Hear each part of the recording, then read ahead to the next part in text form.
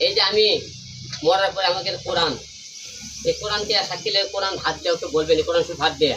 তুমি তো বলেছিলা যে আমি বারে যাই না কোনোদিন, তুই কোরআন শুনলে বলো তো। বা এবং তুমি তো বলছো যে ভিডিওগুলো আমার বাবা হসপিটাল থাকে যে ভিডিওগুলো করছিল আগের ভিডিও, তুই কোরআন শুধু হাত দিয়ে বলো তো। তুমি তো বলেছো যে হিরো আলমের বাবা আমি সেবা করছি, তুমি কোরআন শুধু হাত দিয়ে বলেছো। হ্যাঁ পড়তে বলছেন আপনি, বগুড়া হসপিটাল ছিল একদিন, আর ওইটি ঢাকা গেল, এতদিন গেলে। এবং তুমি তো কোনোদিন বলো যে হিরো আলম অন্য কোনো মেয়ে বিয়ে করছে এবং মনে করেন তার কোনো মেয়ের সহিত মনে করেন সম্পর্ক আছে, এইরকম কোরআন শরীফ হাতত নিয়ে কোন মেয়ে আমি বিয়ে করছি, কার সাথে কোন খারাপ সম্পর্ক আছে, তুমি এই জিনিসটাকে তুলে দাও।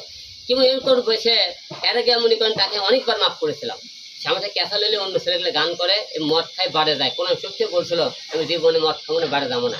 যে মেয়ে কোরআন শরীফকে এমন অপমান করে কথা বলতে পারে, সে আমার সাথে কি অন্যায় করতে পারে বলুন। এখন তার সাথে আপনার সবাই আমি বয়কট করছি, বয়কট মানে তার সাথে কোনো সম্পর্ক রাখবো না। আমি ঢাকায় যাওয়ার পরে তার সাথে আমার সে বয়স হয়ে যাবে।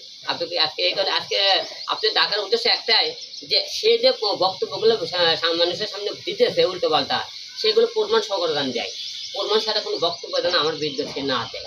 আজকে বৃদ্ধ আশ্রমে আমাদের বাবা একটা কারণে যায়, আমরা বইয়ের গোলাম হয়েছিলি।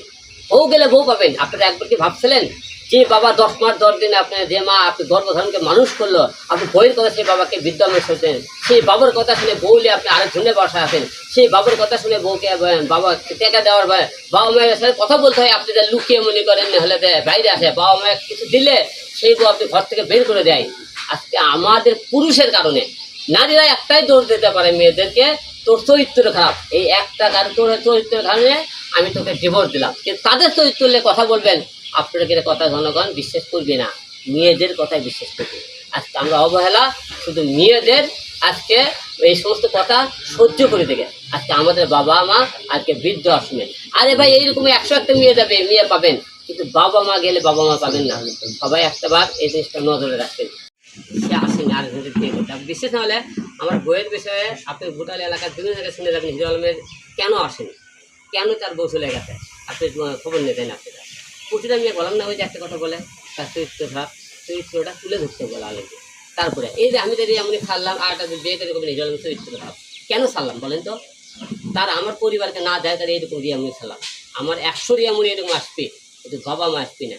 বিয়ে করা যদি অপরাধ হয়ে যায় মনে করেন না কারো অপরাধ কোন যায় জানেন, বইয়ের কথা শুনলে আপনি অপরাধী হবেন না। আমি বইয়ের কথা শুনি না, তাহলে আমি একটা বউলে তো সারা যখন যন্ত্রণা মনে থাকে, বাবা মাকে আমি হারিয়ে দেবো, বৃদ্ধ আশ্রমে বলে থাকে, তাহলে আমি ভালো হবো না।